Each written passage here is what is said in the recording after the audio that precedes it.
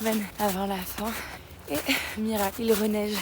Donc là, on est complètement dans un nuage. Et aussi, je sors tout juste du travail et j'ai la bonne nouvelle que ça y est, tout ce qui touche à republier mon livre par moi-même, donc l'auto-publier, c'est ok. J'ai récupéré mes droits d'auteur et l'e-book est disponible. En revanche, je sais pas encore ce qu'il en est pour le brocher, le relier, donc je suis contente. Voilà, petite incrustation de Laura, ma collègue de travail, qui tient absolument à être dans le vlog. J'ai une angine. D'accord, je suis pas présentable pour un vlog là. Je suis pas vlogable. Elle n'est pas Instagrammable, ni vlogable. En plus, j'avais jamais montré mon espace de travail. Ça te sent bien? Fais genre t'es assidu. Non.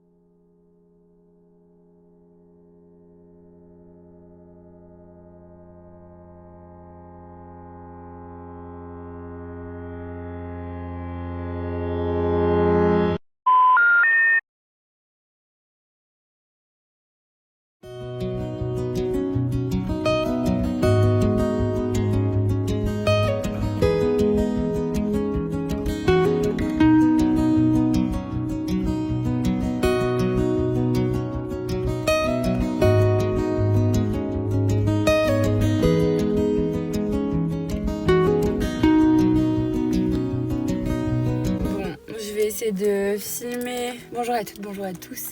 Et bienvenue de nouveau dans une Clio, endroit sur Terre où visiblement je me sens le mieux, où c'est toujours le moment de parler. Je suis descendue de ma petite montagne pour aller chercher mon petit colis Vinted.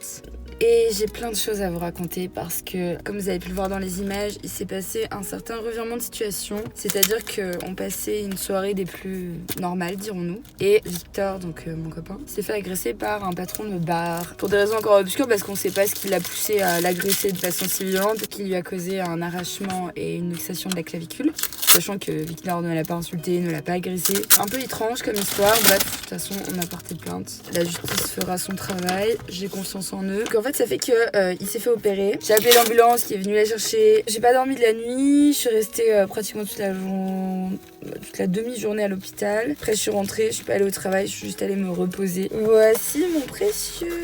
J'espère qu'il va m'aller. C'est un petit top en crochet. Je ne sais pas si vous allez le voir sur ma tête. Donc, résultat des courses, Thor a une broche dans l'épaule qu'il doit garder pendant 2 mois. Donc sur le coup, j'étais un petit peu anéantie. Déjà d'avoir assisté à cette scène, parce que c'est jamais sympa de voir son mec se faire étrangler. Secondo, de savoir qu'il allait porter une cicatrice large de 10 cm sur l'épaule pour un truc aussi débile. Et surtout aussi parce que du coup, j'ai pensé à toutes les choses qu'on pourrait plus faire. Alors, je m'explique parce que je sais qu'il y a pire dans la vie et qu'il va s'en remettre et que la broche, on va lui enlever, etc. Mais bon, faut savoir quand même que le genou et l'épaule, c'est des endroits où quand on a été blessé une fois, après c'est fragilisé quoi. En tout cas, faudra qu'il fasse attention quoi, c'est un fait. Et du coup forcément notre rêve de Bolivie, de Pérou, de Costa Rica, tout ça, j'ai commencé à me dire il va pas pouvoir porter son sac à dos, machin, et après avec un petit peu de recul, parce que maintenant ça fait 3 jours, parce que ça sort pas de ma tête concrètement, j'arrête pas de penser à ça. Je me dis qu'en réalité on peut toujours trouver des solutions et qu'il y a des gens, ils sont en fauteuil roulant et ils font le tour du monde. Donc en vrai, je pense qu'il faut garder à l'esprit que rien n'est impossible et que quand on veut vraiment quelque chose, il y a toujours des solutions, mais après faut mesurer parce qu'il faut pas lui faire prendre des risques inutiles non plus. C'est sûr que dans ma position, c'est facile à dire parce que moi j'ai mes 2 épaules et que je me sens totalement apte à partir à l'aventure. Lui peut-être pas et j'ai pas envie de le forcer non plus, mais j'ai envie de partir aussi, donc voilà. Bon, faut pas que je sois trop égoïste, mais en même temps j'ai envie d'être optimiste et j'ai pas envie de m'arrêter en si bon chemin pour des choses qui peut-être peuvent être surmontées. Ce sera à lui de voir, à nous de voir, et on verra. À la base on voulait partir fin mai. Là il y a moyen que ça se coïncide bien, parce que si début juin on lui enlève sa broche et qu'il a son passeport et qu'il se sent apte, on pourrait partir. Mais en fait là on est vraiment dans un moment de latence où il faut attendre pour voir, et je me dis que si la vie a décidé de mettre un frein comme ça, c'est peut-être pour des bonnes raisons. Peut-être que c'est aussi le moment de partir de cette saison, parce que moi personnellement déjà que j'avais hâte de partir, mais là j'ai encore plus hâte. Alors pas que c'est nul, pas du du tout. C'est juste que voilà, je suis arrivée à ma limite, ça fait 4 mois et demi qu'on est là. Voilà, j'ai envie de changer d'air, j'ai envie de bouger, j'ai envie de retrouver ma mobilité et ma liberté. Et puis j'ai l'impression aussi d'avoir fait le tour, d'avoir fait ce que j'avais à faire. J'ai aussi pensé toute la journée au fait de demander une rupture conventionnelle à mon directeur. Parce que ce matin, je me suis pas réveillée, j'ai pas été au travail. Je sens que j'ai plus du tout la motivation ni l'envie. Alors d'un côté, il reste que 2 semaines, mais c'est 2 semaines qui me semblent énormes. Je vais demander à voir mon patron demain et voir avec lui.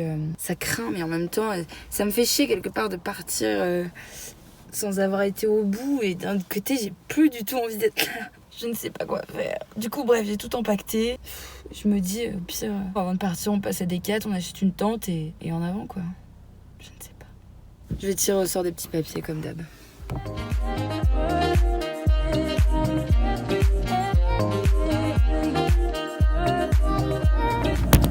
Hello. Bon, je sors du taf et bonne nouvelle, j'ai eu le courage de parler à mon directeur et franchement j'ai pas eu besoin de blablater longtemps ou de lui faire un descriptif de comment je me sentais, de ce dont j'avais besoin. Il a immédiatement compris, il a bien vu, il a bien compris mes intentions.